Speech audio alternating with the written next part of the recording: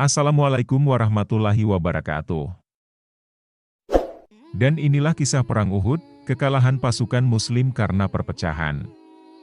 Perang Uhud adalah salah satu peristiwa paling signifikan dalam sejarah Islam yang terjadi pada awal periode kenabian. Peristiwa ini memiliki dampak mendalam dan banyak pelajaran yang dapat dipetik oleh umat Islam hingga saat ini. Pada saat itu, Makkah adalah pusat konflik antara umat Islam dan kaum musyrikin Quraisy yang memusuhi Islam. Perang Uhud dimulai sebagai konflik bersenjata yang disebabkan oleh dendam kaum musyrikin setelah kekalahan mereka dalam Perang Badar. Sasaran utama dari kaum Quraisy adalah Hamzah bin Abdul Muthalib. Perang Uhud dari pihak Quraisy dipimpin oleh Abu Sufyan dengan 3.000 tentara dan sejumlah wanita-wanita pelayan. Sementara 1.000 pasukan muslimin terdiri dari gabungan orang Makkah dan Madinah. Namun, dalam perjalanan menuju Gunung Uhud, Abdullah bin Ubay salah satu pemimpin Bani terbesar di kaum Quraisy membelot dan membawa 300 pasukan muslimin, karenanya sisa dari prajurit muslim yang ada hanya 700 orang. Rasulullah bermimpi mengenai apa yang akan terjadi dalam Perang Uhud nanti dan menyampaikan mimpinya kepada para sahabat. Aku bermimpi menggerakkan pedangku, tetapi tiba-tiba bagian depannya patah. Maka itulah yang akan terjadi pada kaum muslimin pada Perang Uhud nanti. Kemudian, aku menggerakkannya kembali lalu pedang itu kembali sempurna seperti semula. Maka, itulah yang akan dikaruniakan Allah kepada kaum muslimin pada saat penaklukan kota Makkah kelak dan pada hari berkumpulnya orang-orang yang beriman. Aku juga melihat seekor sapi. Demi Allah, sapi itu dalam keadaan sangat bagus. Maka sapi itu adalah kaum muslimin pada waktu Perang Uhud. Rasulullah menafsirkan mimpinya sebagai kekalahan dan banyaknya korban dari para sahabatnya. Kemudian, Rasulullah mengadakan musyawarah dengan para sahabatnya untuk mengevaluasi strategi yang akan mereka pakai. Perang Uhud dipimpin langsung oleh Rasulullah. Sahabat beriman. Ketika peperangan berlangsung, di medan perang, Hamzah dan kaum muslimin terus menghantam kaum Quraisy hingga semakin dekat dengan kemenangan yang besar. Namun, pasukan berkuda kaum Quraisy datang dari arah belakang saat mereka lalai. Meskipun kaum muslimin telah kembali menyatukan barisan, tapi kekuatan mereka kalah dengan kekuatan kaum Quraisy. Kemudian, salah satu budak yang handal memanah dari Habsyi yang bernama Wahsy ini mengintai Hamzah dari pepohonan. Wahsy pun melempar pedangnya hingga mengenai perut Hamzah dan akhirnya menewaskan Hamzah. Tatkala Abu Sufyan ketika itu menjadi pemimpin pasukan Quraisy meyakini kemenangan bagi kaum Quraisy, maka dia menaiki sebuah bukit seraya memanggil kaum muslimin dengan sekeras-keras suaranya.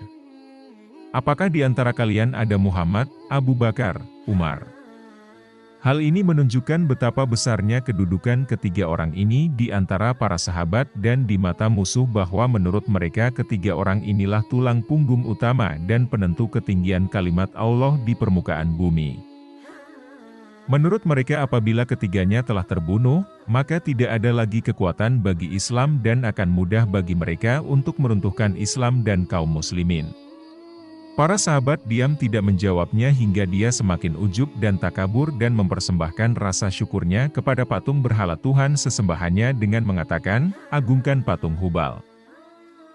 Maka para sahabat menjawabnya bahwa orang-orang yang kamu sebutkan itu ketiganya masih hidup belum terbunuh dalam peperangan ini, Allah penolong kami sedang kalian tidak memiliki penolong. Abu Sufyan berseru lagi, kalau begitu hari untuk menentukan kemenangan yang sesungguhnya maka kita akan kembali bertemu di medan perang pada tahun depan di Badar. Abu Sufyan mengatakan demikian karena masing-masing dari kedua belah pihak telah meraih sekali kemenangan yaitu kaum muslimin di Perang Badar sedangkan kaum kafir menang di Perang Uhud. Maka untuk perang penentuan sebagai final untuk mengetahui siapa sesungguhnya yang kuat dan menang di antara keduanya, maka dia mengajak dan menjanjikan untuk mengulangi peperangan. Maka para sahabat menjawab dan menyambut ajakan ini dengan mengatakan, ya kita berjanji akan bertemu di Badar pada tahun depan. Dalam kesempatan ini orang-orang kafir melampiaskan amarah dan kedengkian mereka terhadap kaum muslimin dengan menyobek dan memotong-motong jasad para syuhada perang Uhud. Setelah orang-orang kafir merasa puas dengan kemenangan itu mereka pulang ke Mekah, akan tetapi mereka berhenti di tengah jalan dan bermaksud untuk kembali menyerang kaum muslimin di kota Madinah, karena mereka merasa belum meraih kemenangan secara penuh sebab mereka belum membunuh Rasulullah, Abu Bakar, dan Umar. Para sahabat dalam keadaan sakit, luka-luka, menderita kekalahan dan lemas, mereka mengurusi 70 jenazah para syuhada. Mereka mengadu kepada Rasulullah, "Wahai Rasulullah, sesungguhnya terasa berat bagi kami jika menggali setiap jenazah masing-masing satu galian kubur." Maka Rasulullah memerintahkan mereka untuk menggali kuburan yang luas dan rapi untuk 2 atau 3 orang jenazah. Sebahagian sahabat ingin membawa jenazah kerabat mereka untuk dimakamkan di Madinah akan tetapi Rasulullah memerintahkan mereka agar memakamkan jenazah di tempat mereka mati syahid.